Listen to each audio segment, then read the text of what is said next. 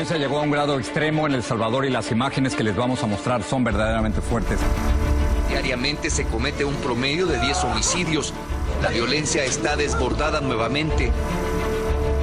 Cientos de salvadoreños emigran a diario en busca del sueño americano y atrás quedan sus hijos. El miedo se está extendiendo en todo el país. El Salvador enfrenta la peor escalada de violencia desde el fin de la guerra civil en 1992. Las autoridades consintieron hoy que los agentes porten sus armas de equipo aun cuando se encuentren de licencia para que puedan defenderse. Lo que va del año, las pandillas han asesinado a 41 policías, 15 militares y un fiscal. Los enfrentamientos armados entre policías y pandilleros salvadoreños van en aumento. La violencia que abate a El Salvador ha impactado a todo nivel. Una solución que todos quisieran, pero nada indica que se vaya a dar.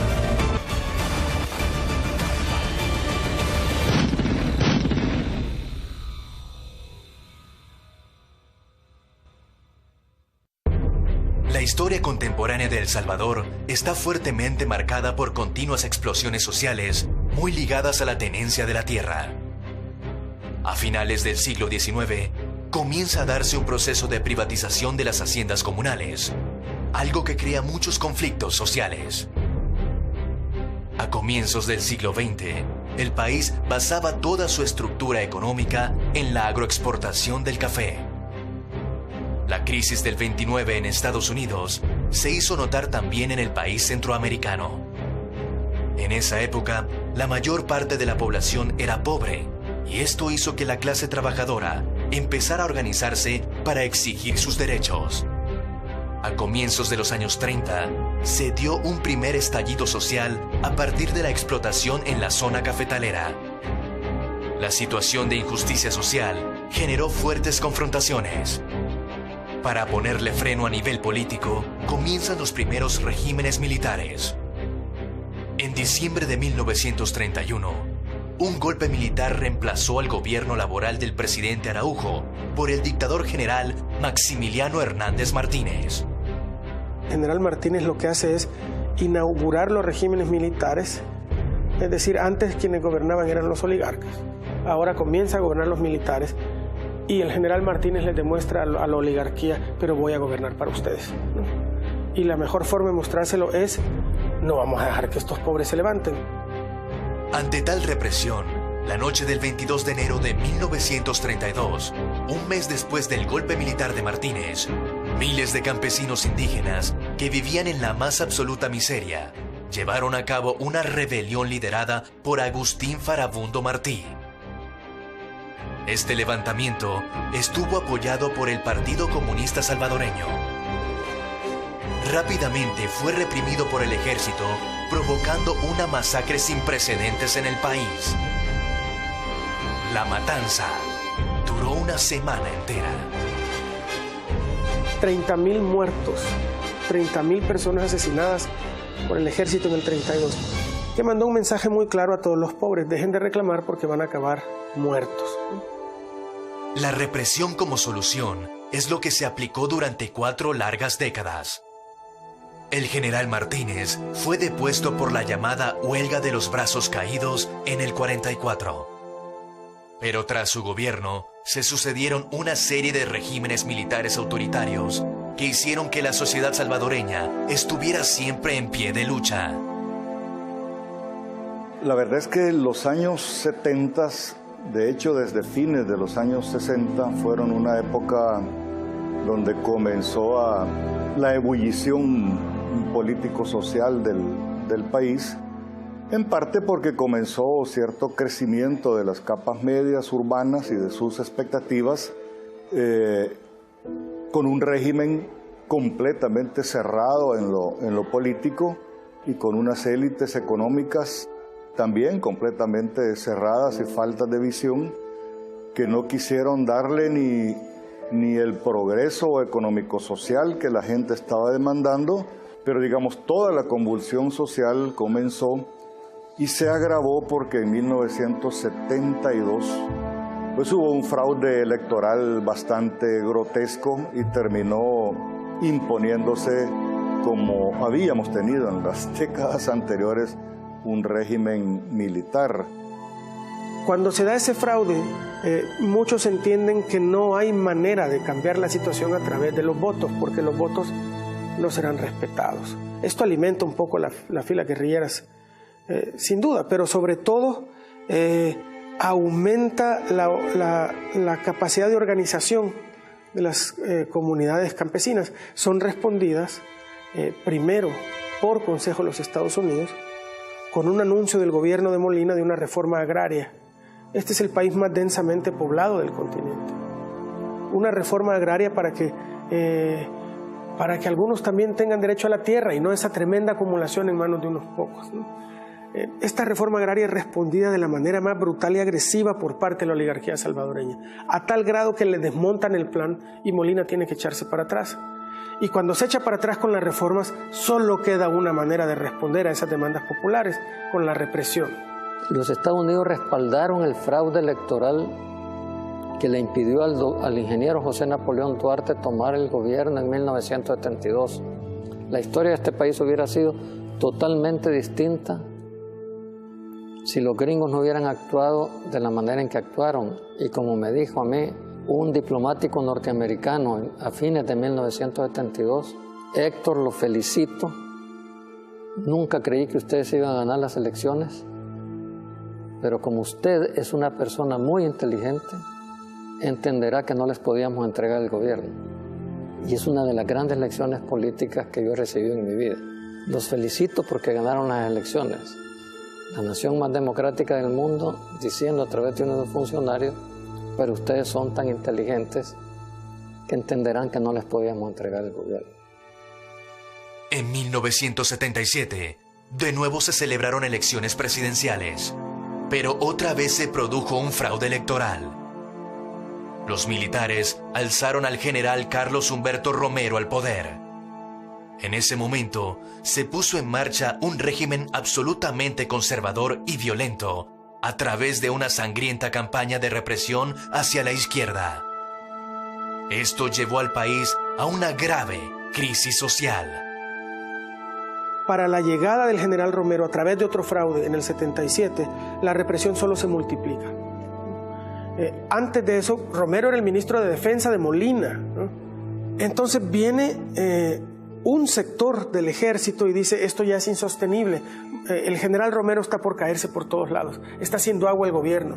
Y la única respuesta que tiene es la represión y represión y represión. Y la represión solo provoca mayores levantamientos. Entonces, en la medida en que estaban obstruidos todos los conductos para el acceso pacífico y democrático al poder, y en la medida en que iba creciendo y agudizándose la represión del régimen, pues a la población no le iba quedando más remedio que tomar otras opciones más radicales de autodefensa y de lucha. Fue precisamente producto de la intervención que hicieron los militares en la Universidad de El Salvador, que cerraron la única oficina de apoyo y de ayuda jurídica que tenían los sindicatos y las organizaciones populares, y al estar cerrada se quedaron completamente desprotegidos para poder denunciar los desaparecimientos, las torturas y todas las vejaciones que estaban sufriendo los líderes populares, los militares y la oligarquía, y debo decir también que la Embajada de Estados Unidos tampoco permitió ese esfuerzo democrático de apertura y de modernización, ese esfuerzo para salvar la democracia y para evitar el baño de sangre. Les pareció que el equipo que formábamos la primera junta era demasiado independiente, no lo podían manejar, no lo podían controlar, era un equipo con vocación social y digamos también lo destruyeron. Y de esa manera se llegó ya sin más remedio, habiendo agotado todos los esfuerzos para hacer las cosas de otra manera, se llegó al momento prácticamente del estallido de una guerra civil. ¡Han muerto, Zaino! ¡Ah!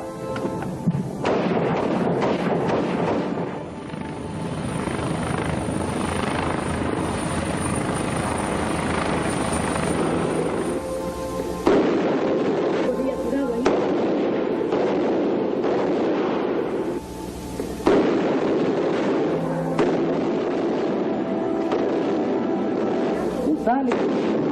Mucho fuego. Están tirando cañones 5 de 105 milímetros a la gente civil. Mami, vámonos, apúrese. ¿Cómo te salió, Serena? Vamos por bandear.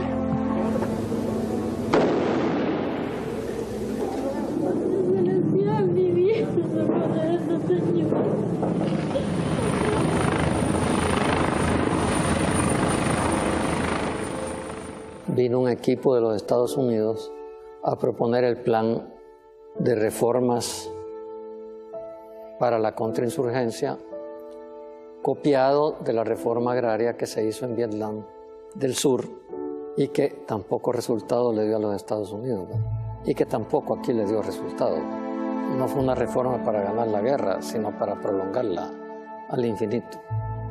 Sí, la verdad es que el involucramiento de Estados Unidos fue muy importante porque este fue el conflicto quizá más importante después del fracaso de la guerra de Vietnam. Cuando fracasan en Vietnam y sobre todo fracasan en el sentido de tener tantas bajas propias del ejército de los Estados Unidos, llegan a la conclusión de que no era buena idea meterse en los conflictos del tercer mundo y comienzan a crear la doctrina que llamaron de los conflictos de baja intensidad. Claro, eran de baja intensidad para ellos, para nosotros que lo estábamos sufriendo no era ninguna baja intensidad, pero desarrollaron una doctrina integral en ese sentido de contrainsurgencia y el primer laboratorio práctico donde desarrollaron esa doctrina fue El Salvador. O sea que tenía una importancia estratégico-táctico para bastantes de las agencias del sistema de defensa de los Estados Unidos y por eso le metieron cualquier cantidad de plata.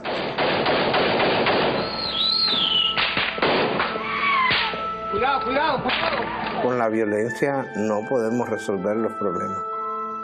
Entonces, y Estados Unidos, durante los 12 años de guerra civil, Estados Unidos financió al ejército salvadoreño, lo asesoró, mandó armas, con el sentido de decir, esta es la frontera, aquí no pasa el comunismo. La verdad es que llegamos a tener prácticamente un oficial de Estados Unidos por cada 3 oficiales salvadoreños. De ese nivel era la situación. Asesoraban no solo en doctrina y en estrategia y en planeación, asesoraban en operaciones y estaban en los cuarteles y participaban en operaciones también. Estados Unidos pudo haber evitado la guerra en El Salvador. Sinceramente creo eso, que pudo haber evitado la guerra. Se puso del lado de un bando y al final de la guerra civil Estados Unidos prácticamente se aparta del bando que apoyaba y propició que la paz llegara a El Salvador. Tras varios años de negociaciones, ambas partes cedieron hasta llegar a un consenso. El 16 de enero de 1992, se firman los acuerdos de paz, poniendo punto y final a 12 años de guerra civil. Pero la violencia quedó grabada en la piel del pueblo salvadoreño.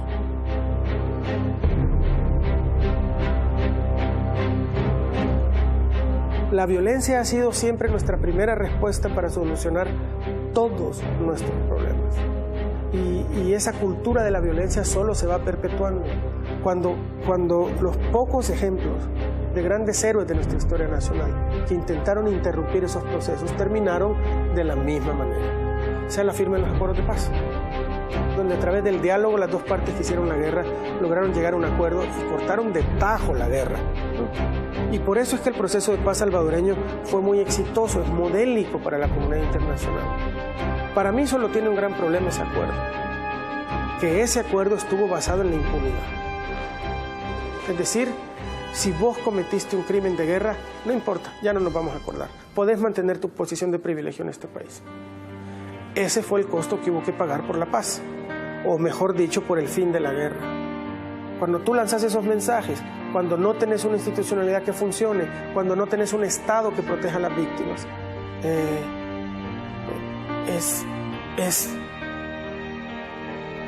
es como evidente que la violencia solo se va perpetuando.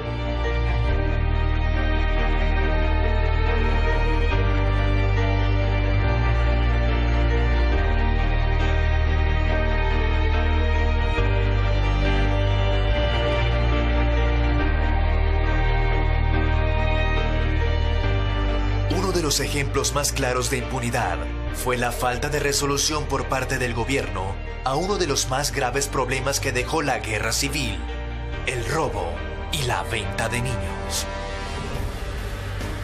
Durante el conflicto armado, se produjeron más de 30.000 adopciones ilegales.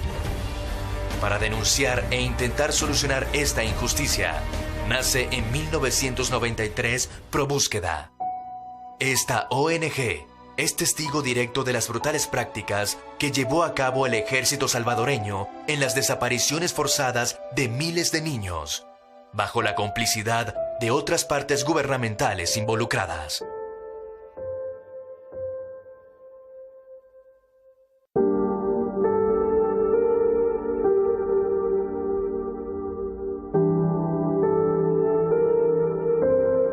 Le cambiaban el nombre, le sacaban partida de nacimiento nueva, donde costara otro nombre, y eran puestos en el mercado de ventas de niños. A otros niños en otros operativos eran acopiados por la Fuerza Armada, eran puestos en albergues. De esos albergues pasaban a manos de abogados, notarios sin escrúpulos. Fundaban lo que se llamaban las granjas de engorde, que eran casas para restablecer la salud de estos niños, porque venían desnutridos, mermados, algunos heridos, ¿verdad? Ahí se les ponía bonito, se les engordaba y se les ofrecían a ciudadanos estadounidenses, europeos, para que fueran adoptados.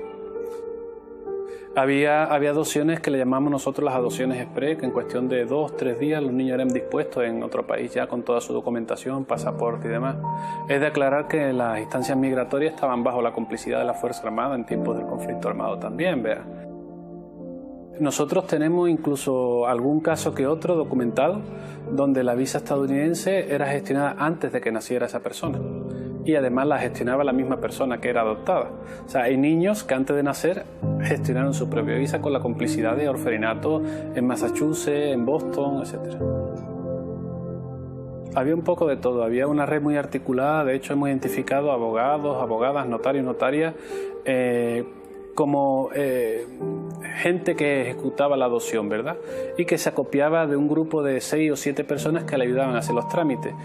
Había efectivos militares que tenían consanguinidad, eran hermanos o conocidos de algunos de estos abogados, y bien sabían cuando llegaba la mercancía, como le llamaban, ¿verdad?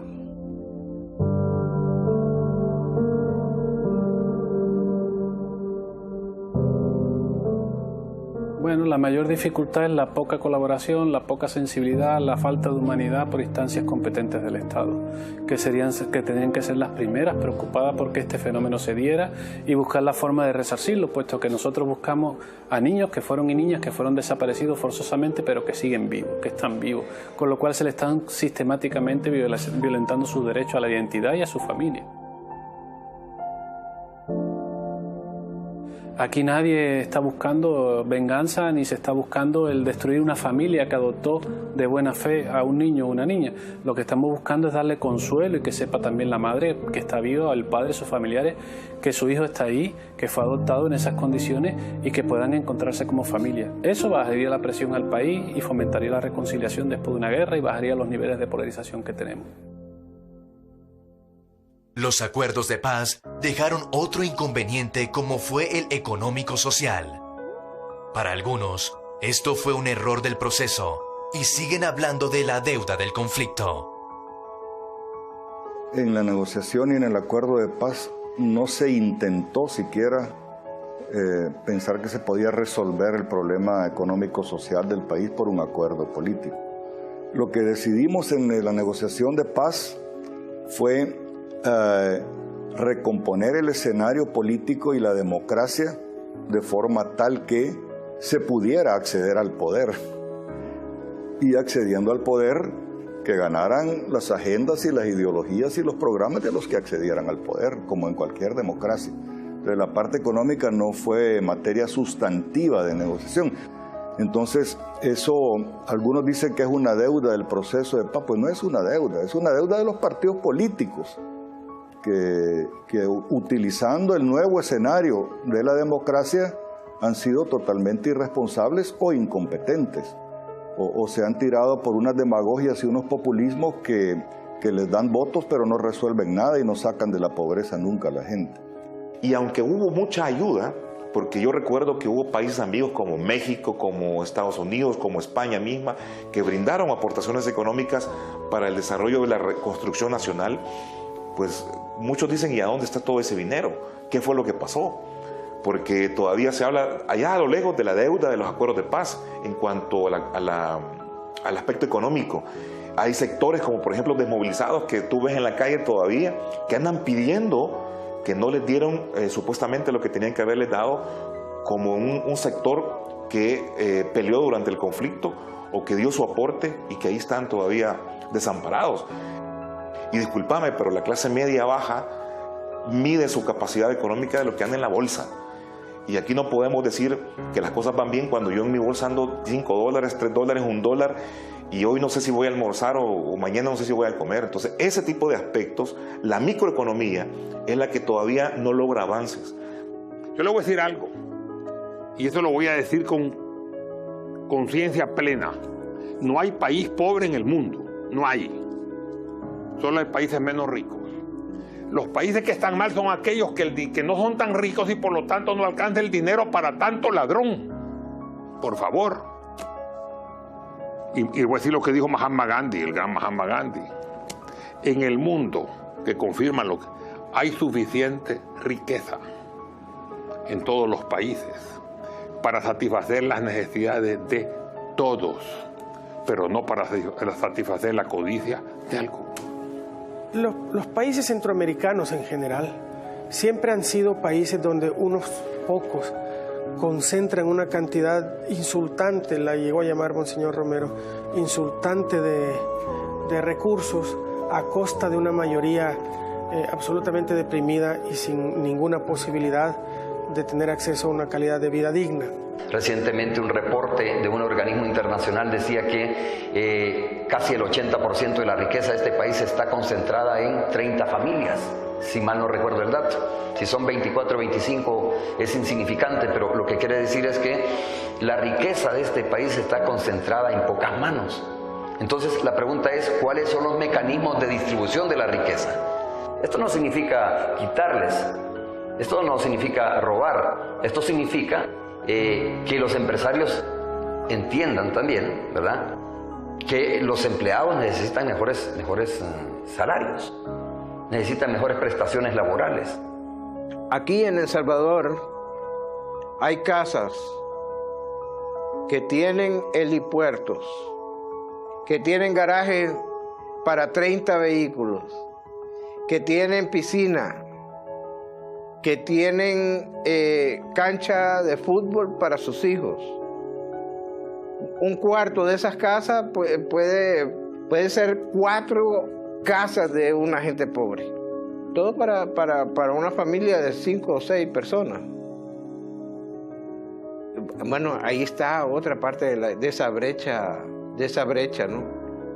Yo cuando entro a las zonas marginales de este país, cómo viven, cómo están construidas las casas una encima de otra, y viven, y las callecitas que separan a las casas de enfrente son desagües de aguas negras. Es terrible eso, ¿no? Y ahí se vive no solo la marginación, sino la total desesperanza. La marginación en este país dio lugar al fenómeno tan grave que en este país que es la migración.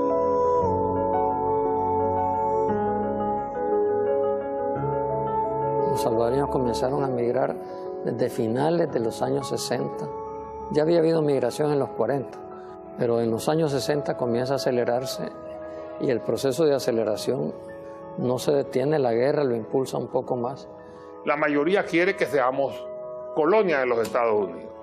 Yo no, yo quiero mi Salvador entero y puro, que se levante luchando por nuestro propio pueblo, porque nuestro pueblo, los más capaces, están yendo a los Estados Unidos huyendo debido a la mala condición de la gente humilde en este país.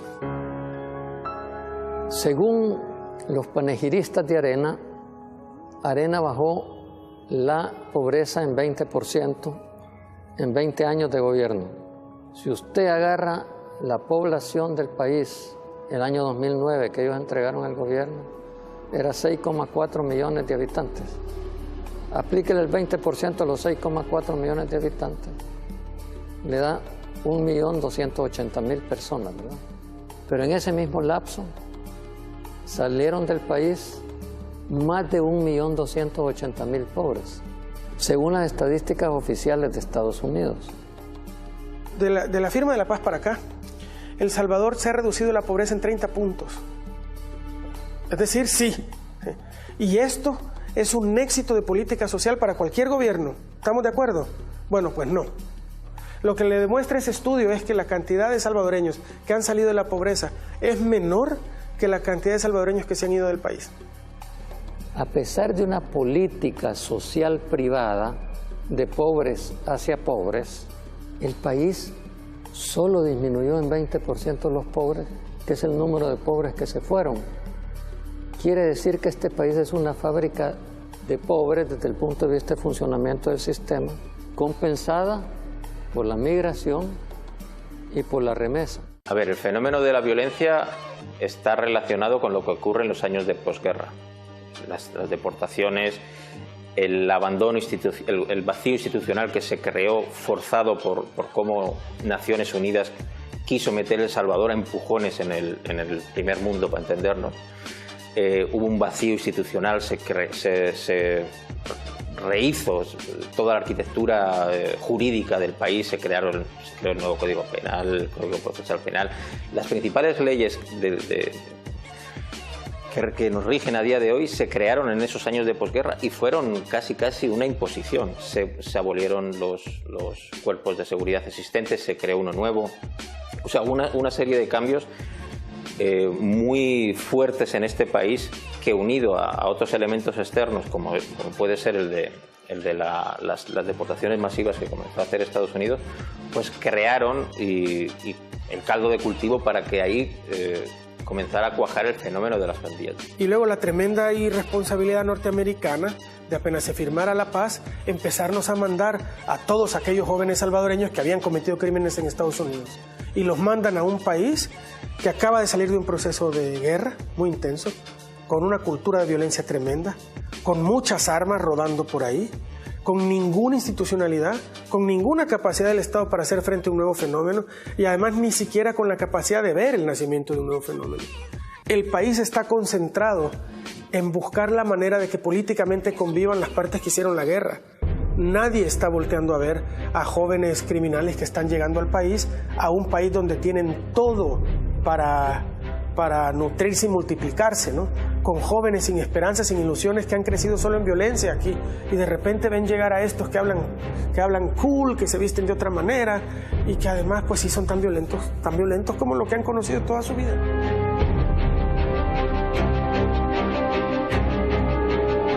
Cuando estos grupos, originalmente las personas, vinieron a este país nuevamente deportados, venían con un problema de una conducta criminal, es decir, no eran deportados porque eran indocumentados, sino que habían sido deportados los pandilleros porque tenían un problema con la ley, pero las autoridades salvadoreñas del momento no fueron advertidas de esta condición y por supuesto en cuanto venían al aeropuerto de El Salvador, pues estas personas rápidamente salían.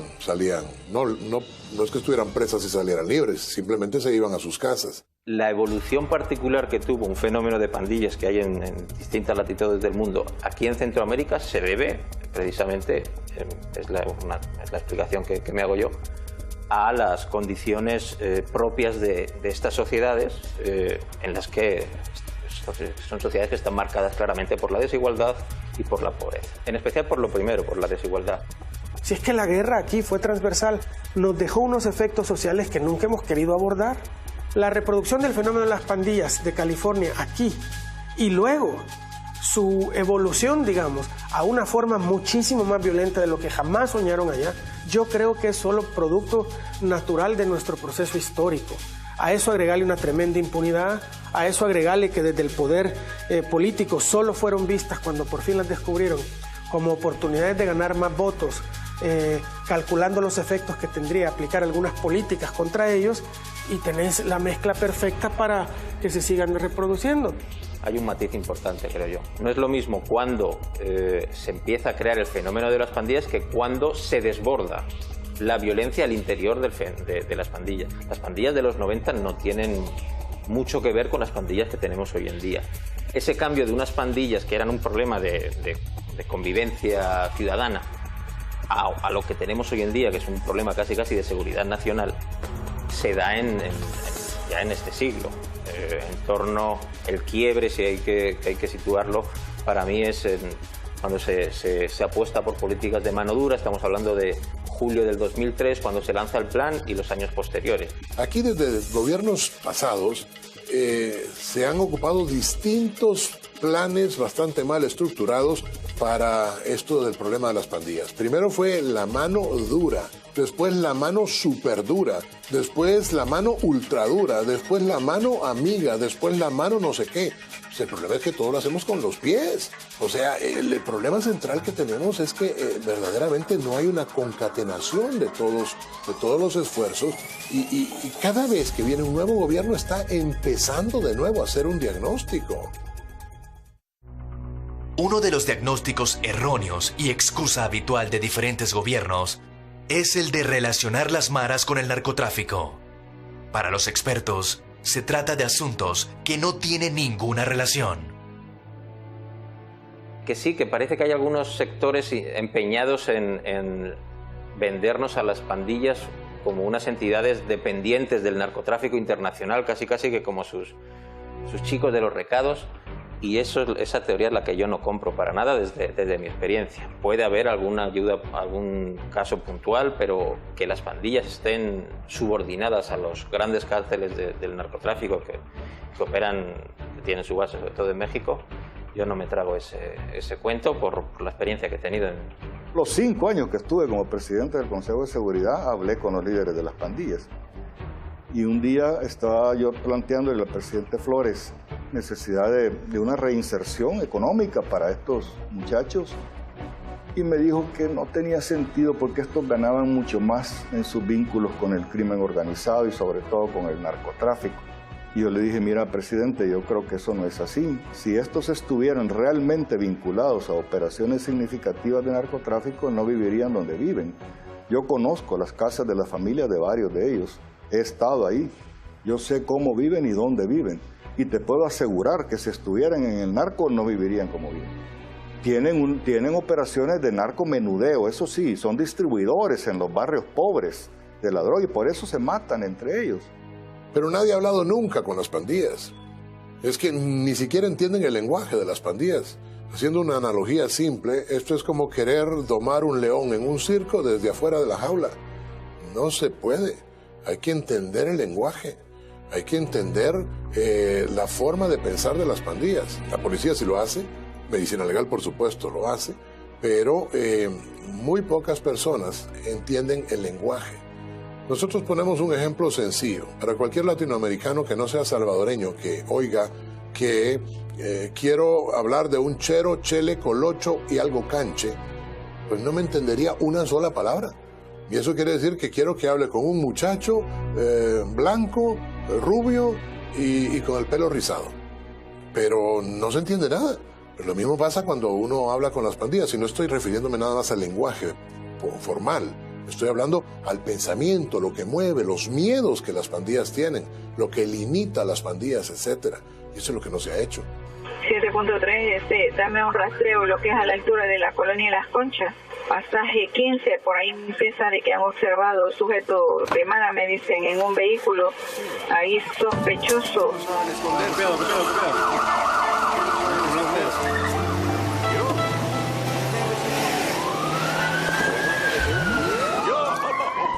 Siempre digo la verdad,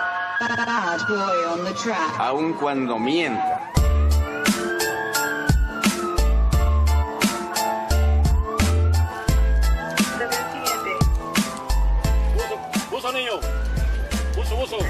Fíjate que realmente no se deja de sentir temor, ¿no? Somos seres humanos y tenemos entrenamiento, manejo de armas, técnica.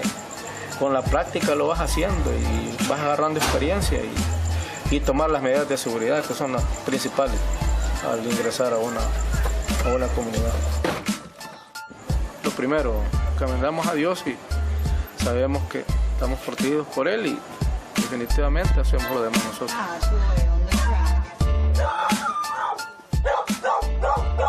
La situación que se da acá en estas colonias geográficamente es que son pasajes.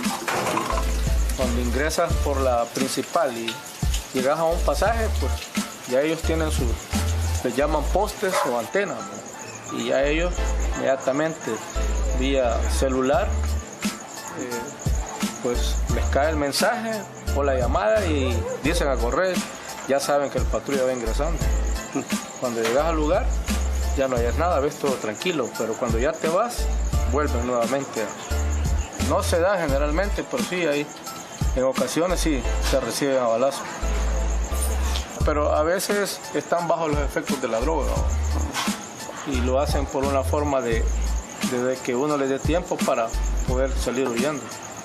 Aquí donde estamos es de la Mara Salvatrucha, de la cuando opera la Mara Salvatrucha. Es una zona de que ellos tienen sus reglas y los habitantes de acá tienen que acatar esas reglas, pues si no, te matan. O no puedes ir al otro lado porque ya ellos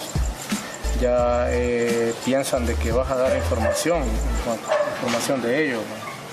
Entonces, si te ven platicando con los lugareños o los pandilleros de la pandilla contraria, te matan. Sí.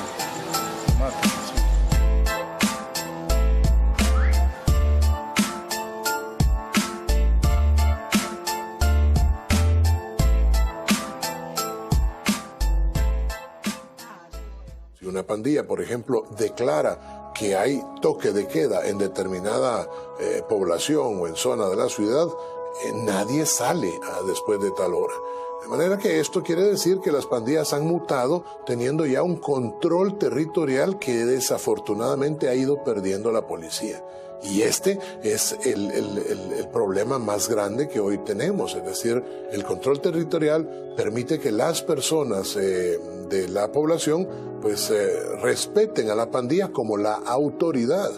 Por tanto, el control territorial, difuso y absoluto de la policía o del Estado es necesario para que las personas empiecen a cambiar. Caso contrario, está ocurriendo el fenómeno antropológico al que me refería hace un rato, en donde las pandillas van ganando territorios y de tribus se pasa a clanes y de clanes se pasa a nacionalidades.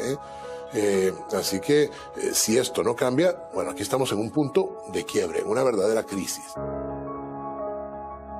Otro grave problema que viene unido a las maras es el de la extorsión, medio habitual de financiación de las maras para subsistir.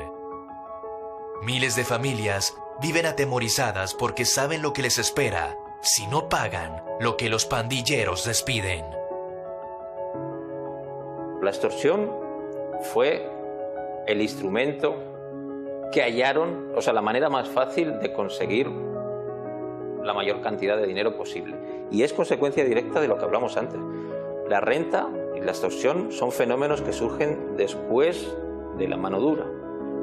Empieza a ser un problema en 2005, 2006, 2007, 2008. Ahí es cuando ya se está agravando el problema de la extorsión y empieza por pasitos. Cada vez va subiendo porque ellos cada vez tienen más dinero, más armas.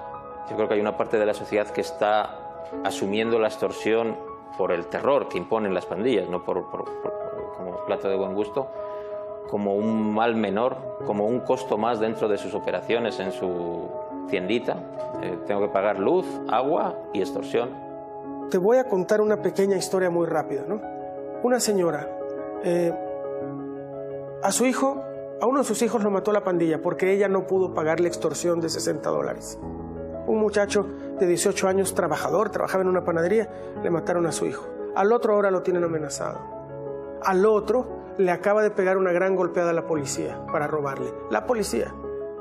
Y ella me pregunta, está indignada, por supuesto, ya no haya cómo defenderse de un país que ya le mató a un hijo, que le tiene el otro amenazado y que ahora la autoridad se lo golpea. Está indignada, desesperada.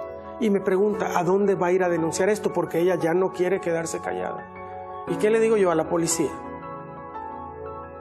Cuando tenés un Estado en cuya institucionalidad no podés confiar, es muy complicado esperar otra cosa. Es muy complicado esperar otra cosa. Desafortunadamente el crecimiento ha sido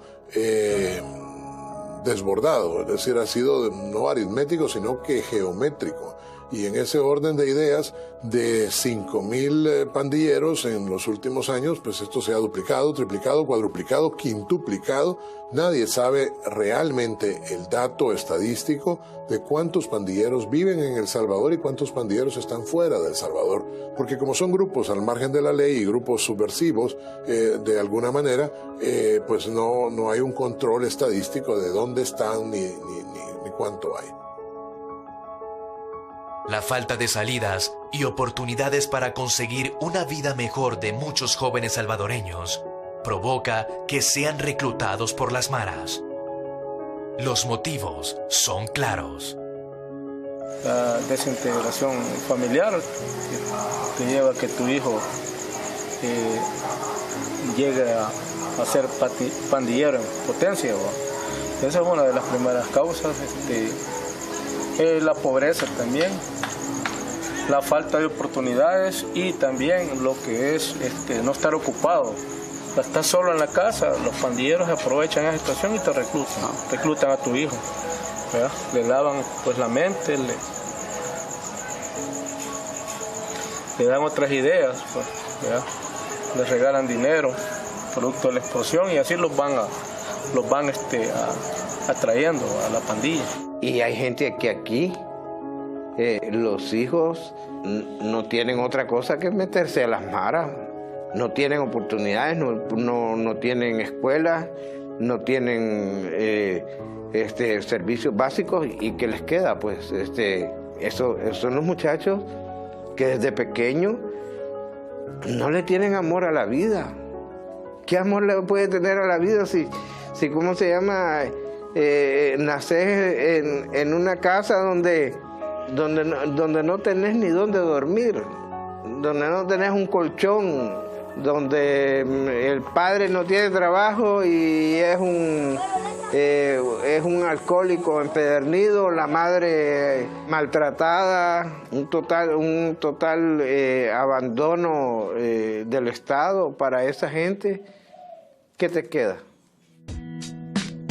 Esta es la pregunta que se hacen muchos jóvenes como José. Este joven de 21 años vive en una casa dentro de un barrio controlado por una mara. Comparte esta vivienda con su madre, sus hermanas, su cuñado y sus sobrinos. Por suerte, José encontró una respuesta fuera de las pandillas. Forma parte del Comando de Salvamento, un grupo de voluntarios que presta servicios de ambulancia y auxilio en los barrios más pobres y deprimidos de San Salvador.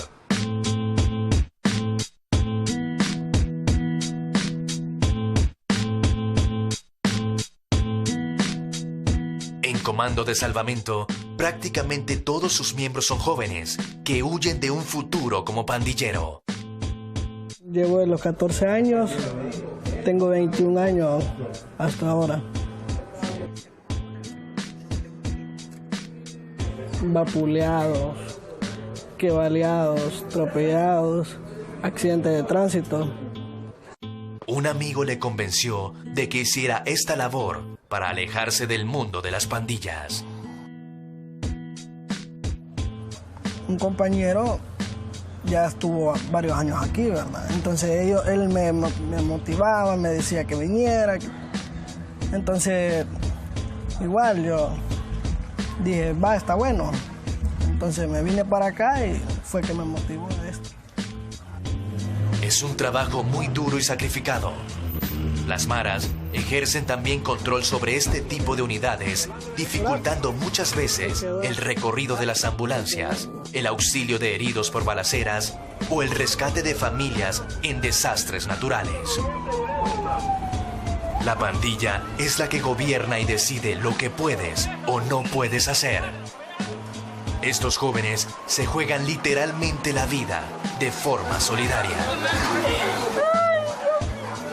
El comando de salvamento puede pagar pequeños salarios de forma esporádica a José, y es el único ingreso que entra en su casa desde que la mara contraria a la de su barrio obligara a su madre a dejar el trabajo que tenía.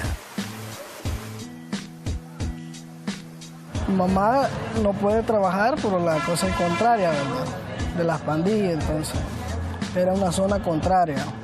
Un pandillero de eso le dijo, ¿verdad?, que le enseñara el DUI y todo eso, entonces le dijo que ella no pertenecía ya aquí, que no dejara de trabajar, entonces que por favor lo hiciera, entonces no iba a lamentar la cosa. En su día a día, José saca tiempo para acudir a la escuela y luego volver por la noche a su turno como supervisor. Las noches son largas y duras en estos días en San Salvador. El trabajo se acumula a la hora de auxiliar heridos de bala y recoger cadáveres. Algo a lo que estos jóvenes están muy acostumbrados a pesar de su corta edad.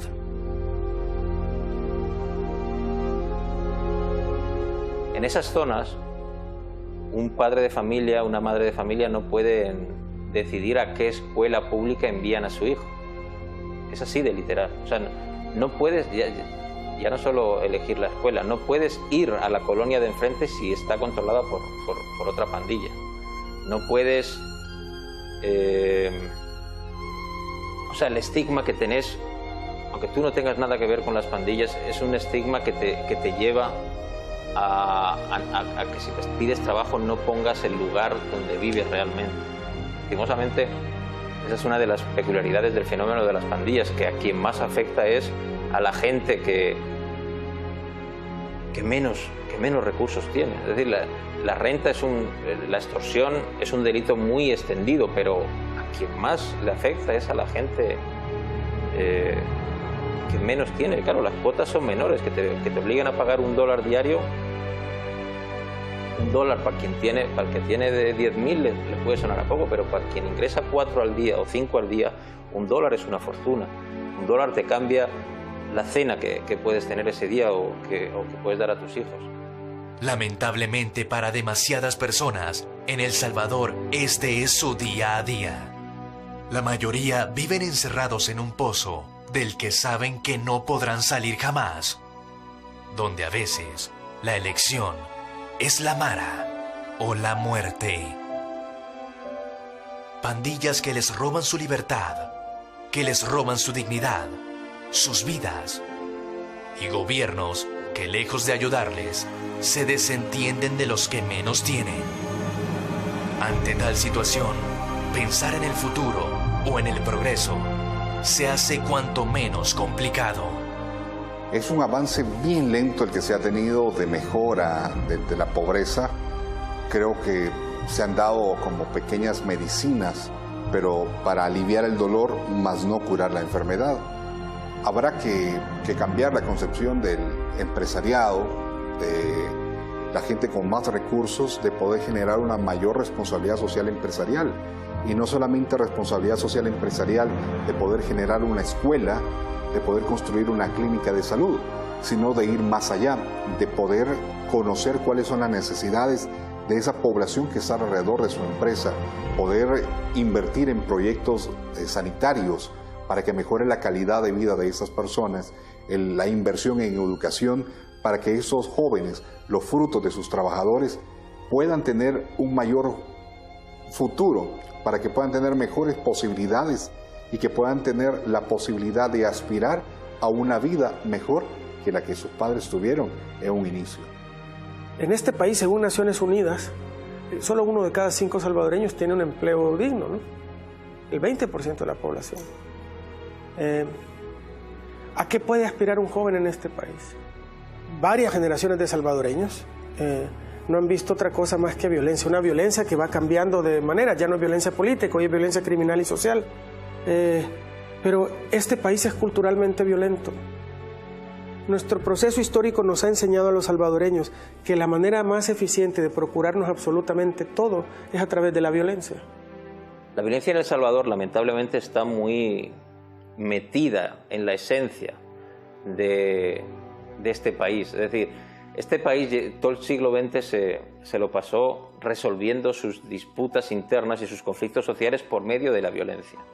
Que si pudiéramos chasquear los dedos y eliminar a todos los pandilleros, inmediatamente surgiría alguna otra expresión de violencia igual o quizá peor de violenta, porque sí que creo que las expresiones de violencia que tenemos son consecuencia directa del tipo de sociedad que somos. Lo único que yo nunca he escuchado a ningún político decir, y me refiero a ningún político, a los últimos presidentes que hemos tenido, lo único que no les he escuchado decir es la solución para esto es empezar a invertir en las comunidades, ¿no? Empezar a invertir para el desarrollo integral de nuestros nuevos salvadoreños. Lo único que no se ha escuchado decir es hay que estudiar a fondo qué permite socialmente el desarrollo de unos grupos criminales pandilleros. Es que no son grupos criminales nada más.